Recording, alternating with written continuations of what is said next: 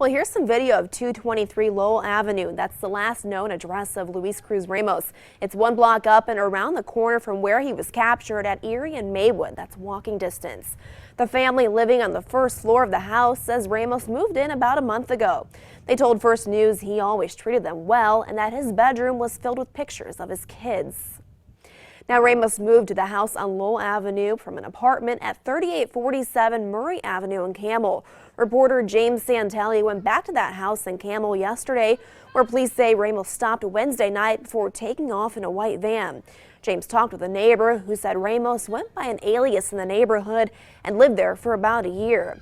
The neighbor said Ramos worked hard, doing odd jobs like plowing snow, and that no one knew he was wanted for rape.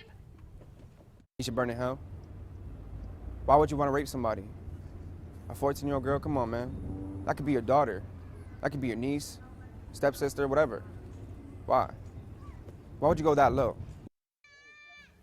The neighbor says Ramos lived here with a wife and children and mostly kept himself inside. Now, of course, this has been a story with many twists, and last night we learned about another interesting turn of the story. Now, watch this video. It's from yesterday afternoon when Ramos was taken away on a stretcher. On the left side of the screen, you'll see a woman. She's a paramedic named Lorie Burton who works for Rural Metro Ambulance Service. She attended to the wounds of Luis Cruz Ramos after he was shot. And now here's the twist, because there's often a story with the headlines. Now, the woman in that video, she was doing her duty to treat him after he was shot, and her husband's police cruiser was with a bullet hole after investigators say Ramos shot at William Burton just a day earlier. That's actually her husband. Now, First News Saturday morning, of course, wanted to know what's it like when a wife has to take care of the man who tried to kill her husband just a day earlier. 27 reporter Christina Mullen is live at Lorie and William Burton's home on Youngstown's west side. So good morning, Christina.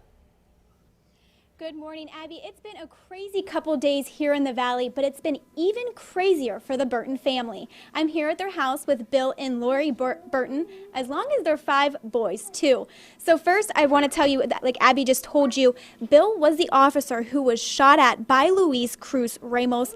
And first, I want to thank you guys so much for everything you've done the last couple of days, and thank you for joining us here on First News this morning. Bill, how did the gunshot miss you? Basically, just got to thank the Ford engineers, because where I was sitting in the car, it just it missed me by an inch on either side. So there was 2 shots fired at you? Yeah, one came through my driver's side window and out the front windshield, and one came in the back through the back window and embedded on the far side of the car. What was running through your head when that happened? Actually, I just got mad. I just got really angry, and then just try to get back in the pursuit, because then the whole point was trying to catch him from having him hurt anybody else. So a pretty crazy day for you. But how did you find out it was your husband who was shot at? Well, I woke up to get the kids ready, and I didn't smell my coffee, so I knew he was already on a late trip. Looked at my phone. He had sent me a text message, so that's when I turned on the news, and I saw the cruiser, because you guys had posted pictures already. So it was, you just get up and move on with your day and, talk to him. I knew he was fine, and was thanking, God that protected him. And we didn't tell our children. We just kind of hid it. We kind of kept it from him for the day. We didn't want him to go to school worried. So he sent me a text because he was afraid that I would just find out any other way. So what did that text say from him? I'm okay. Yes, that's my cruiser. I'll be home late. But the story doesn't end there. So when they found Luis Cruz Ramos, you were working as a paramedic. How did you get sent out to that? We do a system status management. We sit at post. I was at the closest post to the call. And the call came in. I don't even know what time it came in. And our dispatcher sent us there. And we got on scene, and I said, oh, this is probably the gentleman that shot at my husband. So how were you able to still do your job and care for him when he tried to kill your husband of your 5 children? Honestly, it's just grace, just a lot of grace. I've been doing this for 18 years, and you have emotions you want to express and emotions that you need to express. And when you're when you're trying to do a job that you're committed to.